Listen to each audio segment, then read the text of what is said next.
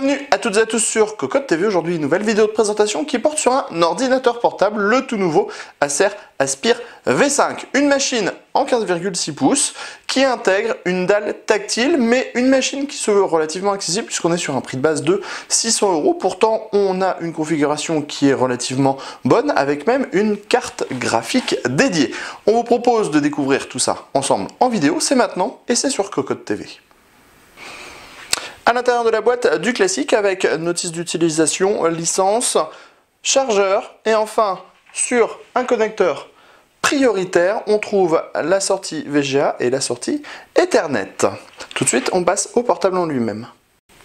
Avant de nous lancer dans le tour complet de ce portable, sachez que vous trouverez à l'intérieur une dalle 15,6 pouces 1366 par 768 full tactile. Le tout sera épaulé par un Core i3 3227U, donc basse consommation avec une HD 4000, mais aussi une GeForce 110M. On a 4 Go de DDR3, un disque dur de 750 Go, un graveur de DVD, le Wi-Fi, le Bluetooth et une batterie 4 cellules, sans oublier les haut-parleurs et la webcam. Sur le dessus, on est sur quelque chose d'assez classique. On a juste le petit logo Acer sur le dessus. La base du portable est en plastique, mais ce dernier présente vraiment extrêmement bien, puisque on a limite l'impression, au premier abord, on s'est demandé si la machine était en aluminium ou pas.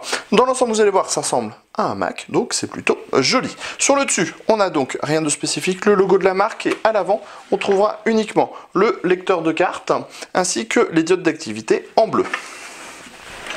Sur le premier côté se trouve l'entrée-sortie audio, un port USB 3.0, deux ports USB 2.0, la sortie HDMI, le connecteur prioritaire pour le VGA et l'Ethernet.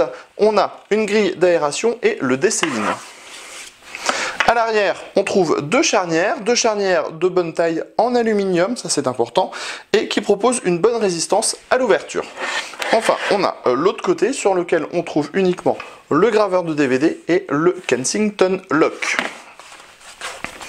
Sous la machine, on va trouver des pieds en caoutchouc, les grilles à destination des haut-parleurs, le son est plutôt bon en plus sur cette machine, avouons-le.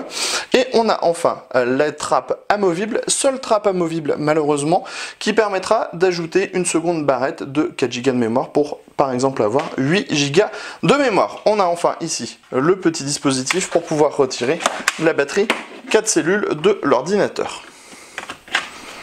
Tout de suite on passe sous l'écran. Comme on vous le disait, le style de cette machine est vraiment soigné, on dirait un Mac, et là aussi, le plastique utilisé fait penser à de l'aluminium.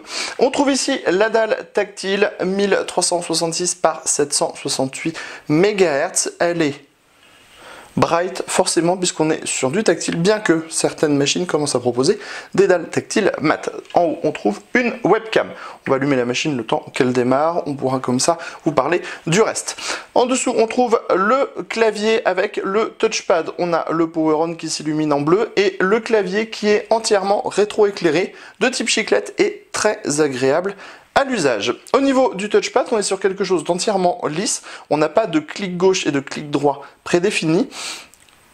On a quand même les clics, mais on reste sur quelque chose d'entièrement lisse. C'est très agréable aussi à utiliser et surtout le touchpad est de très grande taille. On va revenir sous Windows. Comme on vous le disait, on a une dalle entièrement tactile, ce qui est un vrai plus avec Windows 8. Au niveau du prix, on est sur une base de 600 € et on va dire que dans les tests, la machine donne plutôt entière satisfaction.